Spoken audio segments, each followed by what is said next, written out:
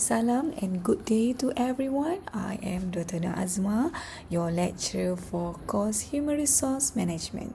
Today, in this lecture, I will continue on topic equal employment opportunity, affirmative action and workplace diversity. Okay, let's take a look on learning objective. Here is the learning objective for chapter 3. First, we want to explain the concept of equal employment opportunity. Second, to identify federal law affecting equal employment opportunity. Third, is to explain the step in handling employment discrimination. Fourth, discuss affirmative action. And 5, discuss diversity management. Moving on, learning objective number 1, equal employment opportunity. For today, the workforce has become truly diverse. Then, a few mainstream opportunities were available to women, minority, and those with disability. So what is equal employment opportunity? Equal employment opportunity refer to laws, policy that require all individuals' right to equal opportunity in the workplace regardless of their race, color, sex, religion, national origin, age, and disability. So, to ensure that equal employment opportunity are implemented in the workplace in the United States, several acts are available, implement and enforce.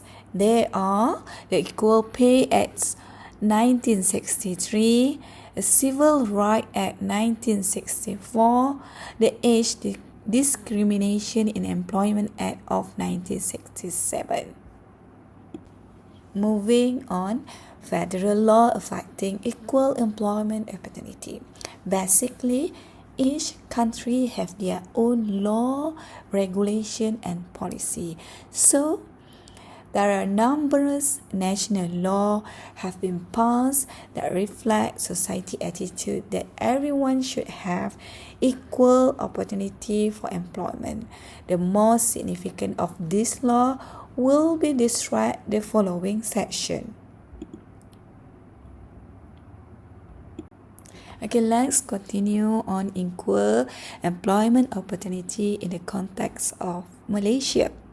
Equal employment opportunity, or acronym EEO, in a practice in Malaysia, but with a unique characteristic influenced by countries' socio-political context. Okay, EEO are embedded in a law with example Employment Act 1955, Industrial Regulation Act, and the Federal Constitution, which provide protection against a certain form of discrimination. Example of discriminations that always occur is gender discrimination or race discrimination. In some cases, limited full EEO implementations in Malaysia due to affirmation action policy. Since 1970, for example, Malaysia government implement affirmation action on employment in Malaysia through new economic policy for the purpose of to uplift the Bumi Putra.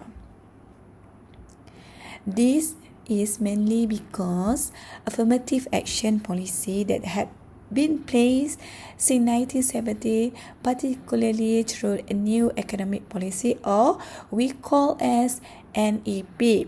NEP was introduced after 1969 to close up the gap between the major populations group in Malaysia to eliminate racial riot, and its main goal was to reduce economic disparity between ethnic groups and to uplift Bumi Putra community.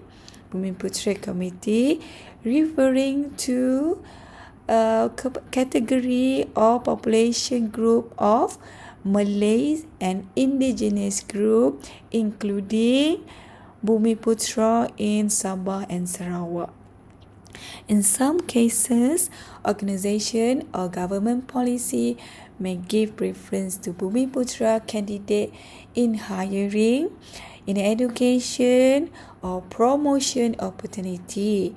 While this support social and economic imbalance, it can sometimes limit the full practice of EEO, which ideally emphasizes equal treatment for all individuals regardless of race and background.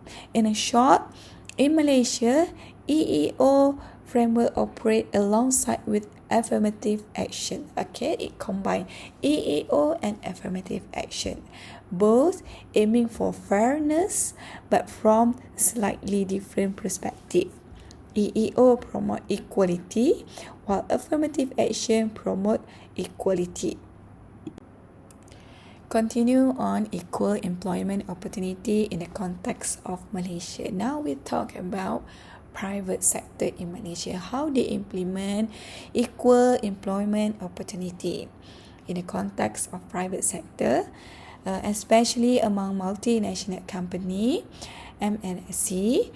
EEO principles are more commonly practiced. They practice EEO principle. Recruitment in a private sector usually merit-based, and discrimination based on race, religion and gender is generally discouraged. However, some case job advertisement may still show preference. On example, they need specific languages or ethnicities, which can be contrary to EEO standard. We have several authority bodies that are control on this. For example, we have Department Labor or Human Rights Commission of Malaysia, also called Suhakam in Bahasa Malaysia, to promote fair employment practice. Okay, let's move to another slide. When we face displacement treatment means employer treat some employee less favorable than others because of race, religion, color, sex, nationality, origin, or age. It is the most easily understood form of discrimination. When discrimination occurs in your company or your organization, you have to take appropriate step to handling discrimination case. As you can see in this slide, show a step-by-step of handling a discrimination case. Okay, let's take a look on step number 1. Step number 1 is start a charging field. Charging field means employee, a charging party, file a formal discrimination charge with the agency. This step that official process and trigger an agency response. Okay, meaning that a person being discriminated officially submit a complaint to the agency, to the company. Second step, attempt at no-fault settlements with mean that a settlement voluntary or confidential or early resolutions. This agency refer both party. At this stage, agency refer both party to clearly early chance to resolve dispute information without assigning blame or starting informal investigation. This is voluntary, confidential settlement discussions. So, attempt no-fault settlement. No-fault settlement is settled voluntarily and easy. But we move to step number 3. If step number 1 is not settled, we have to move to step number 3. If we cannot settle easily, we cannot voluntarily settle the problem, we have to move to step number 3. And step number 3, we do investigation by EEOC, Equal Employment Opportunity Commission or Pejabat Buruh. If not settled, government agency investigate. Pejabat Buruh, Pejabat Tenaga Kerja. Collect all documents, interview the charging party, the employer and witnesses, review all the relevant record to assess the allegation. So at this stage, they do investigation. They initiate the evidence, collect the evidence, and interview to evaluate the claims. Okay, after step number 3, we move to step number 4. Step number 4, issue probable cause or no probable cause statement. After investigation, the agency issue a finding. What they found in the step number 3. Probable cause. If probable cause, they found the evidence indicate discrimination may occur. If from the investigation, they found no probable cause, it means that evidence does not support the charge. If you think that you are being discriminated, make sure you collect all the evidence and proof to show that you are being discriminated. So, if they found that probable cause, they have to proceed to step number 5, attempt at the collisions. If the agency find probable cause, it attempt collision, a formal effort to negotiate a remedy, for example, reinstatement, policy change, mandatory settlement to resolve the claim without litigations. Settle inside the company. Okay. But at the stage number 6, recommendation for against litigations. They have 2 options here. If reconciliation fail at stage number 5, the agency decide whether to go recommending suing the employer or not. This recommendation based on the strength of the case. Right? They are sue or they are follow initiate EEOC action. Say that recommendation against liquidation is right to sue notice issue. If the agency recommend against liquidations, the charging party are issued right to sue notice, which allow the changing party to provide private a lawsuit in a court with a statutory limit time. If another option B, recommendation for litigation, agency initiate action. If the agency recommend for litigation, the agency EEOC or Jabatan Tenaga Buruh file a civil suit on behalf of changing party to enforce anti-discrimination law. Next, learning objective, we talk about affirmation action program. This program actually approach developed by organization with the government contracts to demonstrate that workers are employed in a proportion to their representation in the firm's relevant labor market. These actions program most of the time involve the government sector, for example, GLC or contractor, those who own project under government. Or in other words, we can say this approach is used by companies that work with the government to show they are hiring people fairly in their organizations, meaning that their workforce reflect diversity of work market based on real Malaysian composition. Moving on, Affirmation Action Program in Malaysia.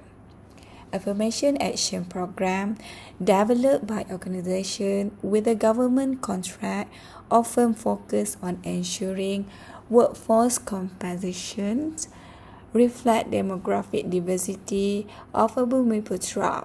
Bumiputra referring to Malay and indigenous people.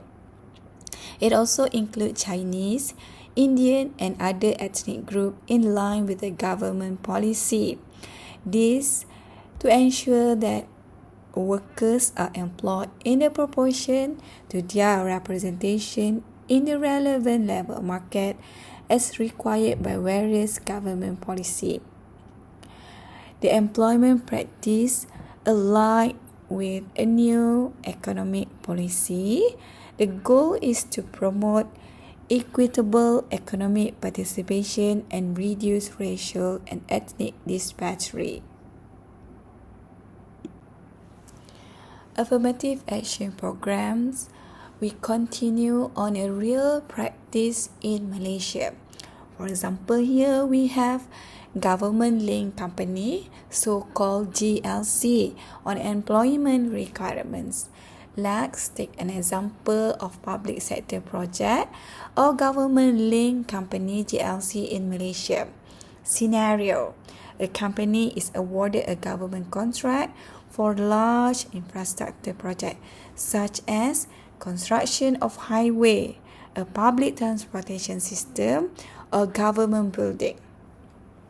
In practice, any of GLC involved with that project, it means that there are workforce of 100 employees.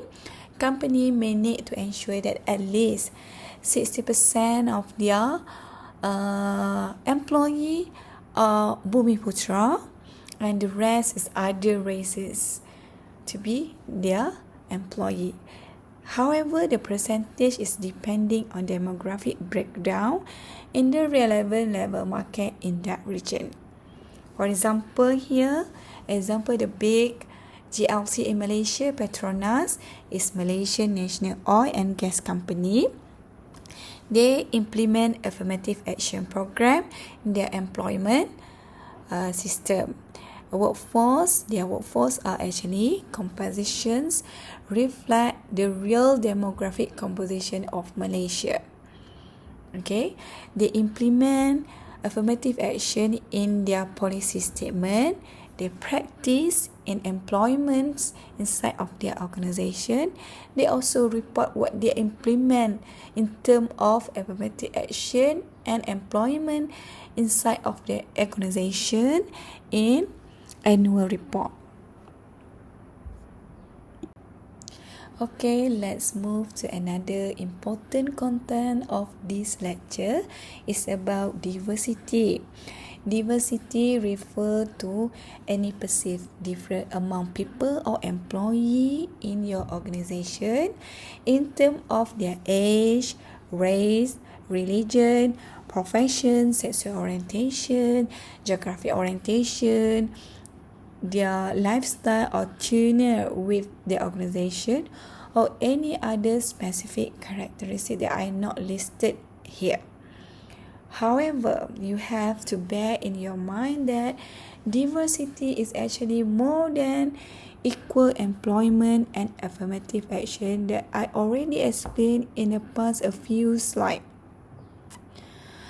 And a great workforce in the diversity, you have to create diverse workforce that is a mirror your population, which is similar with your population and as your customer requests. However, the challenge in a diversity workforce is to manage in the future will be how to recognize people with a different characteristic. Okay, different people with a different characteristic, they may think different way, they act different way, they learn different, they communicate quite differently. So because of every person in diversity culture, in diversity workplace, they own different kind of culture, so it can develop different business situation and a unique business environment. There are no simple rule. So there is no simple rule for us in managing diversity workforce. But employer need to develop it in passion, continuous develop, and progressively improve diversity workforce system in organization by always be patient and open-minded, acceptance, and a culture awareness inside of their management. Next, we have component of diverse workforce. As you can see in this slide, is the list of diverse workforce we are possibly have in our organization. We start with a single parent and working mothers. Single parent and working mother, those who are being a mother, does not significantly change their ambition as young mothers carry ambitions.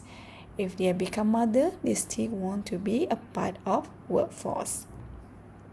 For women in businesses nowadays, many businesswomen, they already have their business, they still entering labor workforce at a higher paying and professional job. For mother returning to workplace, mother are actually self-employer, have a program that help the employee to leave and later return to the job. Mothers, they are on maternity leave after they delivering baby and then they come back to work. For dual career families, referring to husband and wife, in a family they have job and they have family responsibility to take care of their child, to take care of their kids, right? Ethnicity and race, more than one culture in organization can lead misunderstanding in the workplace because of they have different pattern way of thinking, different pattern way of adapt with something. People with disability, common disability in a workplace, including someone with a limited hearing or they have problem with sight. They cannot see clearly, limited mobility or mental deficiency. Even though they have this kind of disability, they still can work like a normal. They can obey all the disciplinary and they can perform similar like a normal workforce. Okay, older people referring to those who are already at a retired age but they still come back to workplace as a workforce. Immigrant referring to people who are migrate to your country, to your state illegally but want to be a part of your workforce. So this one create an inconvenience environment lah in the workforce, but however they are exist in the workforce. For young people, referring those who are limited education and skill, they are actually at a lower level force. Young people with a low payment. We also can categorize our workforce diversity in terms of their generation, from a baby boomer, Gen X, Gen Y, or Gen Z. Okay, this is a first example for work diversity. We have dual career family. Dual career families referring to both husband and wife. They have responsibility. They work and they have family responsibility. They have children to take care of. Work, they have parents. They also have to work.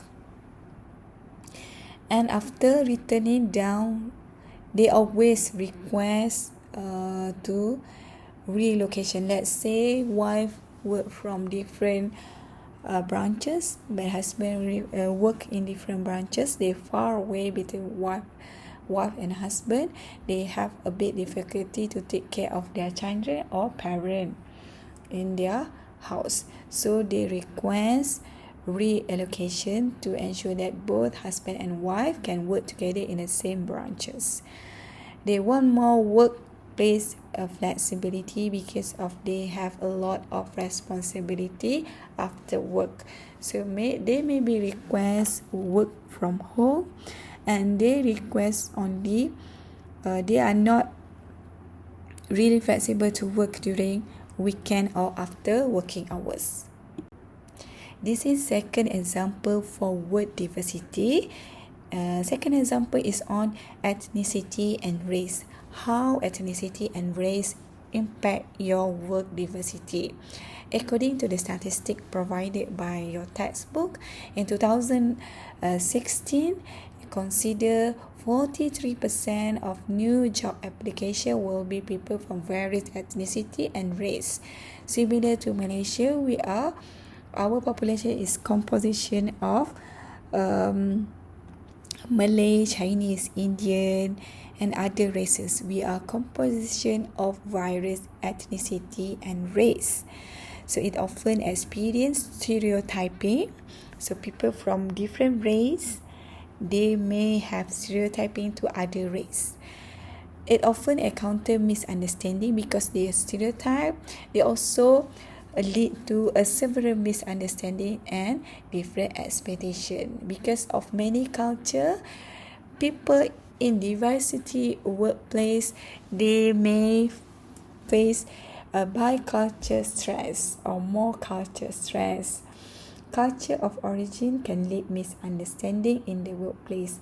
The culture origin, the original culture in US, may stereotype people from other country work together with them in US. Similar in Malaysia, majority population may have stereotype on a minority population, or minority population may also have misunderstanding on major populations.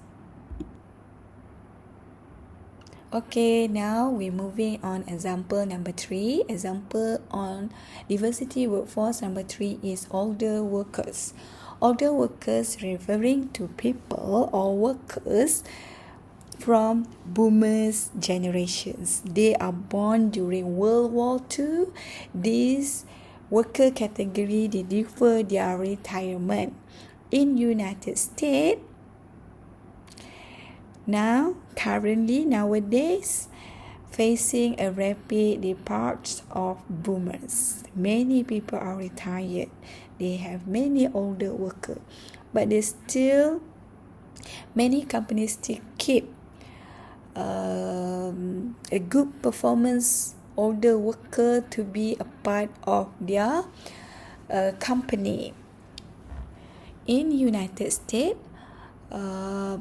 the retirement age is at 55 years old, but a company still keep them as a part of their company members. In Malaysia, mostly in the government sector, GLC, those who are older worker, they are still defer their retirement and be a part of the government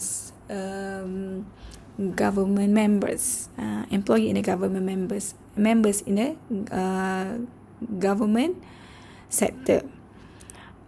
In Malaysia, retire age is a bit different compared to US. If US is 55 years old, in Malaysia, retirement age is at 60 years old. However, in a recent year, this 2025, a government proposed to extend retirement age from 60 to 65 years old.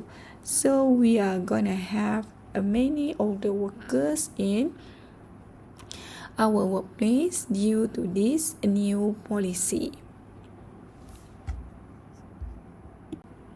Moving on, diversity management. Ensuring that factors are in place, we have to provide and encourage continued development of diversity workforce. Secondly, what we can do is melt actual and perceived difference among workers. It means that helping workers work well together in harmonious work environment by understanding each other real difference, breaking down unfamiliar assumption or stereotype, and creating fair and respectful workplace. If you as human resource manager not able to manage diversity workforce in your organization, it can cause a stereotype and bias. For example, people from different race group think other people group are lazy. Bias, some majority group may assuming that someone is not smart because of the way they look and speak. Right? Diversity management means pursuing inclusive culture in which a newcomer feel welcome, and they are creating a supportive culture which all employees can be effective. However, if you fail to manage diversity in your organization, it creates diversity and bias. More difficult and complicated diversity workforce create huge challenge. And here is an example of challenge and a solution in diversity workforce. For example, here they have actual difference among different people. Some people may really do speak less English, okay? And then how people perceive the difference in your organization. Others wrongly believe that these workers are not smart or skilled because of English literacy. How to solve this problem? You as human resource manager in a company, so you have to implement meltdown solutions of the difference in workforce diversity. First is, if you identify that a few of your workers talk less English, so what you need to do is offering language support, because of in some country English is not their main language, so most people talk less English. So to overcome this problem, you can offer language support to help communications issue. So another way is educating everyone to respect different background, correcting the perceptions that occur in your organization. So by doing that, you can solve the problem. This slide is your tutorial question. You can answer question number 1, explain on how equal employment opportunity is practiced in Malaysia. And then answer question number 2, workforce diversity encompasses a wide range of different among employees that contribute to organization strength and innovation. Based on our lecture today, identify and discuss 3 distinct types of workforce diversity. Last, you have to go to ITEL week 3, and then you do a personality test, and you submit your result of personality test and answer question 1 and question 2 at week 3 on personality test submission place. Okay, that's all for today. Thank you very much. Hi class, thank you for your attention and cooperation. Please be remember that for this chapter you have to submit a tutorial answer question number 1, question number 2, and do personality test in ITEL week 3. Submit all answer question number 1, question number 2, and question number 3 in PDF file and submit at week 3.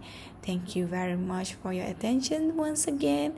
See you in next chapter, inshallah.